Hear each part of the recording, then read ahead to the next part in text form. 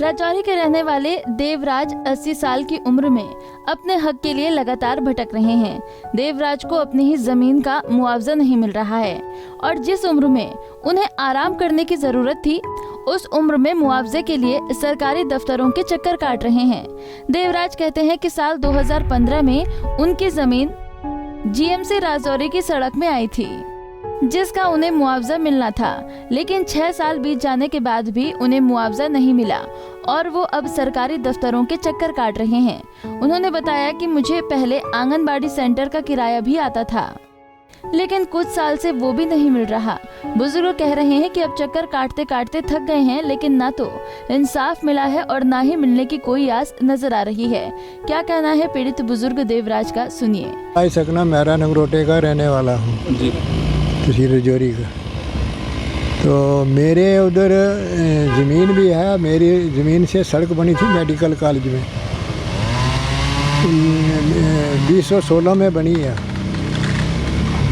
तो आज दिन तक 6 साल हो गए, हमारा फसल नुकसान हुआ, फसल वाली ज़मीन से गई है सड़क, तो आज दिन तक कोई मुआवजा नहीं मिला। फाइल भी मेरी मुकम्मल हो चुकी है, कमीशन डीसी साहब ने कमीशन मुकर्रर किया था, कमीशन की रिपोर्ट भी लाई है, फिर भी कभी कुछ अड़चन डालते हैं, कभी कुछ अड़चन डालते हैं। मैंने क्या करना है? अगर मेरी 80 साल उम्र 81 साल हो गई है तो मेरी हार्ट की प्रॉब्लम भी है, मेरी टांग को भी दर्द है। मेरे पैसे डॉक्टर ने 3 लाख रुपया हार्ट के लिए मांगे थे, मैं कहाँ से पैसे लाऊं? अगर मेरी जान निकल गई तो मैंने क्या करना है मुआवजा, अगर मुझे वक्त पर नहीं मिल रहा तो। ये यहाँ ऐसी गबरगोंडी मत है, कोई बहाने बनाते हैं, कभी कुछ करते हैं, तो आज दिन तक वो ऐसे ही पड़ा है। उसके अलावा मेरी उधर जो ज़मीन है जिसमें से सड़क गई है मेडिकल की, उधर मेरा एक मकान भी है 4 कमरों वाला।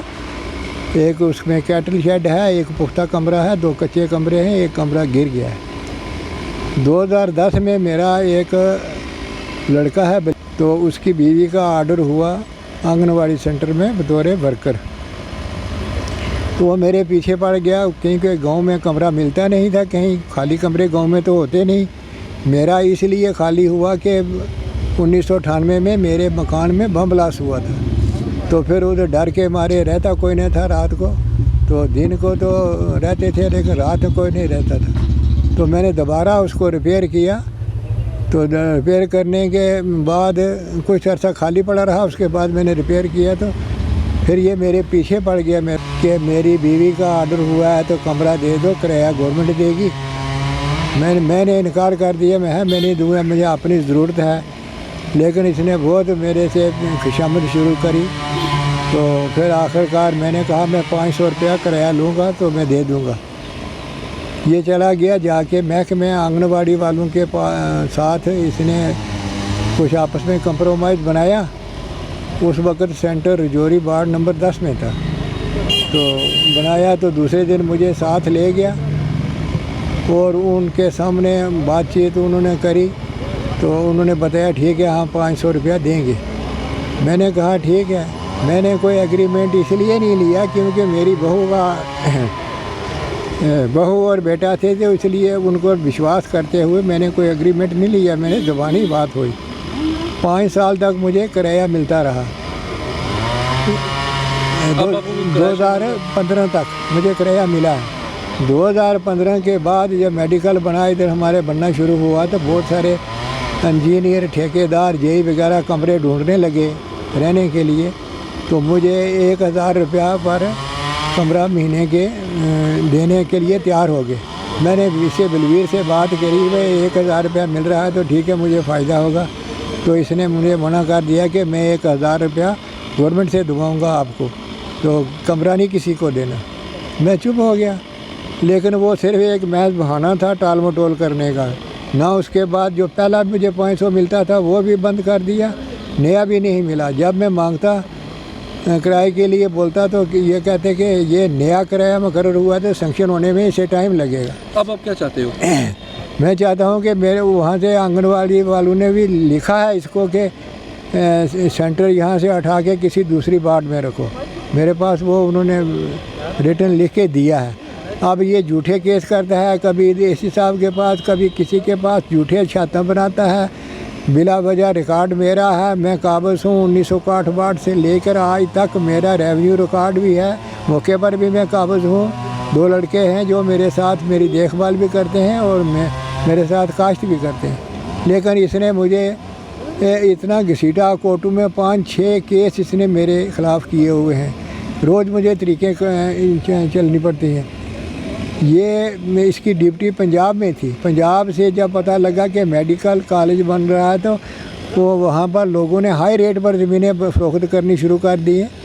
तो ये ट्रांसफ़र करा के यहाँ सिक्योरिटी में आ गया, BSF हेडक्वार्टर सलानी। तो ये सुबह हाज़िरी लगा के पूरा दिन कोर्टों में रहता है, कोई इसे पूछने वाला नहीं। 5 साल हो गए इसको यहाँ आए, ना इसकी ट्रांसफ़र हुई है।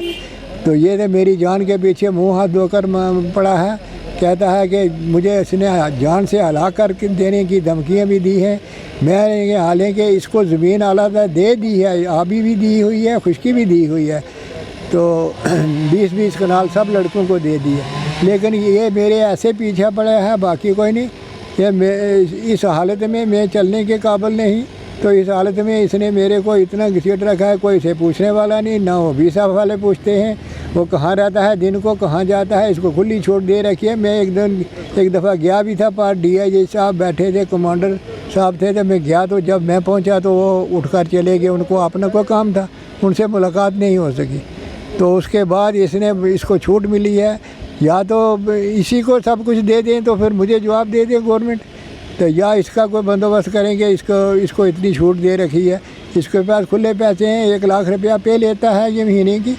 तो ये पैसे बांटता है हर दफ्तरों में, हर में पैसे जो है बांटता है। तो मेरी जगह जो भी को काम होता है कानूनी तौर पर उसे मल्त किया जा सकता है। फिर पंजाब केसरी टीवी के लिए राजौरी से अमित शर्मा की रिपोर्ट।